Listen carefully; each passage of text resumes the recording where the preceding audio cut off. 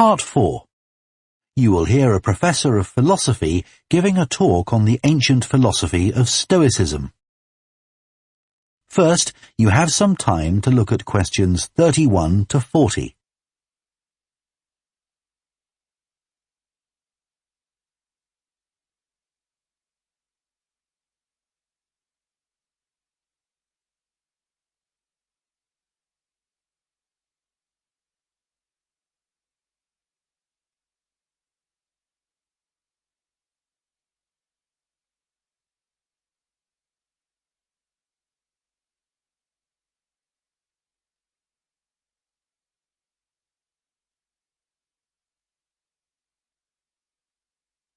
Now listen carefully and answer questions 31 to 40. Ancient philosophy is not just about talking or lecturing, or even reading long, dense books. In fact, it is something people have used throughout history to solve their problems and to achieve their greatest triumphs. Specifically, I am referring to Stoicism, which in my opinion is the most practical of all philosophies, and therefore the most appealing.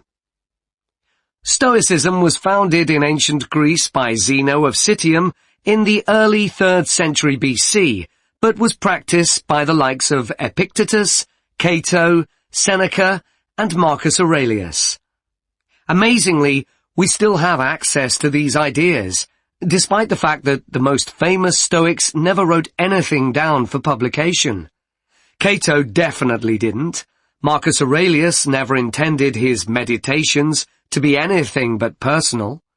Seneca's letters were, well, letters, and Epictetus's thoughts come to us by way of a note-taking student. Stoic principles were based on the idea that its followers could have an unshakable happiness in this life, and the key to achieving this was virtue. The road to virtue, in turn, lay in understanding that destructive emotions like anger and jealousy are under our conscious control. They don't have to control us, because we can learn to control them. In the words of Epictetus, external events I cannot control, but the choices I make with regard to them, I do control.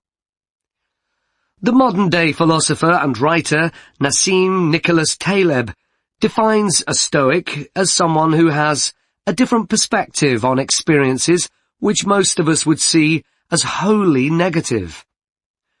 A Stoic transforms fear into caution, pain into transformation, mistakes into initiation, and desire into undertaking.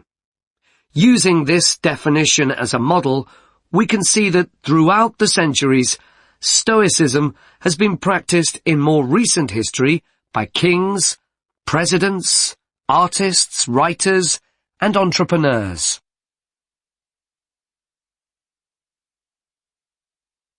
The founding fathers of the United States were inspired by the philosophy. George Washington was introduced to Stoicism by his neighbors at age 17, and later put on a play based on the life of Cato to inspire his men. Thomas Jefferson kept a copy of Seneca beside his bed. Writers and artists have also been inspired by the Stoics. Eugene Delacroix, the renowned French Romantic artist, known best for his painting Liberty Leading the People, was an ardent Stoic, referring to it as his consoling religion. The economist Adam Smith's theories on capitalism were significantly influenced by the Stoicism that he studied as a schoolboy, under a teacher who had translated Marcus Aurelius's works.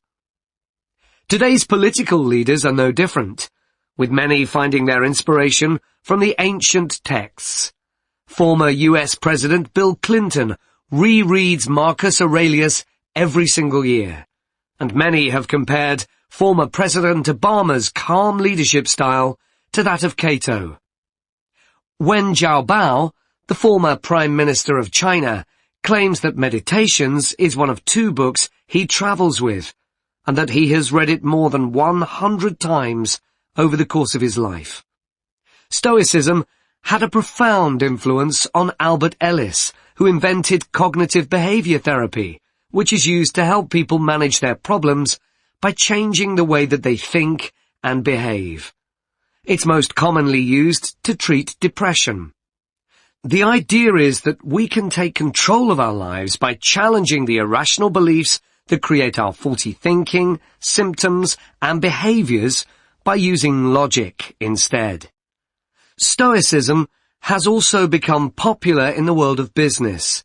Stoic principles can build the resilience and state of mind required to overcome setbacks, because Stoics teach turning obstacles into opportunity, a lesson every business entrepreneur needs to learn.